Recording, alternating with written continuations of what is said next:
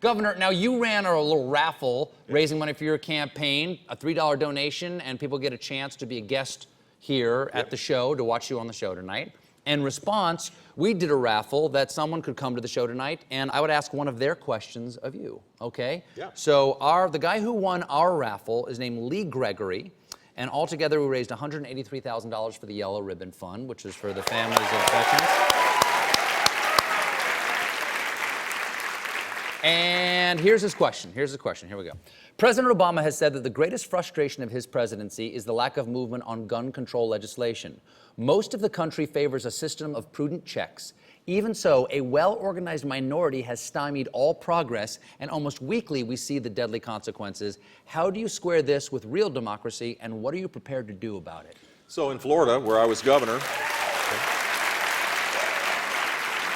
we have a requirement of background checks, a 72-hour waiting period. We're not violating any Second Amendment rights. In fact, Florida would be considered a Second Amendment pro-gun state. Gun violence is way down, but we have simple checks to make sure that people that aren't criminals are not accessing guns. And I think the next step is to figure out ways to make sure that we know if people have mental health issues, which is really the common denominator of a lot of these violent, tragic cases, where people aren't getting access to mental health, and we don't even know if they have real issues. And if mental health checks are opposed by the NRA, how do you fight back? I think you do it at the state-by-state level. This is the greatness of our country, is that, tell you what, Vermont's a lot different. Vermont actually is the most pro-gun state probably in the country, believe it or not, but New York City's a lot different than rural Florida and vice versa. So why would you want to impose national gun laws on top of every circumstance of this country? Well, the right to have an individual firearm to protect yourself is a national document, the Constitution. Yeah, so shouldn't the way that be applied also be national? No, not necessarily. In so fact, if I go to Florida, I'm living by Florida's laws, not by New York's laws, and I should just basically roll the dice if I feel like that's not a safe thing to do. There's a 10th Amendment to our country. The Bill of Rights has a 10th Amendment, which is that powers are given to the states to create policy, and the federal government is not the end-all and be-all. That's an important value for this country, and it's a federalist system that works quite well. Well, thank you for answering Lee Gregory's question. I appreciate it, Lee, I hope Lee. you liked it. All right.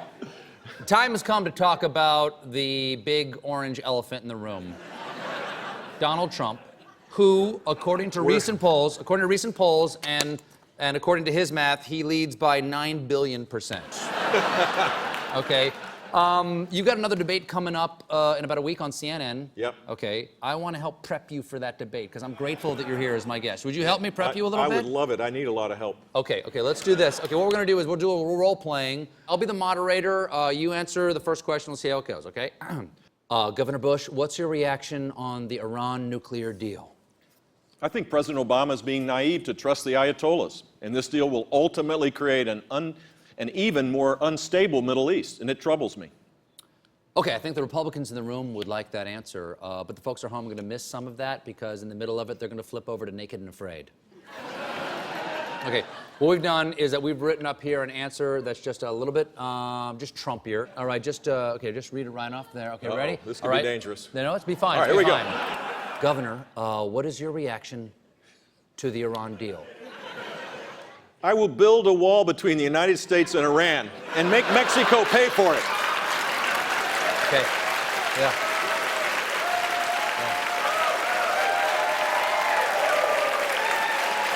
Thank you. Trucks are strong. I will turn the National Mall into a luxury golf course, and China will respect that.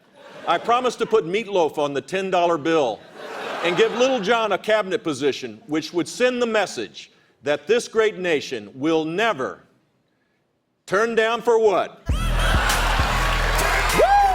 Now that sounds presidential. Thank you, Governor. No, President Jeb Bush.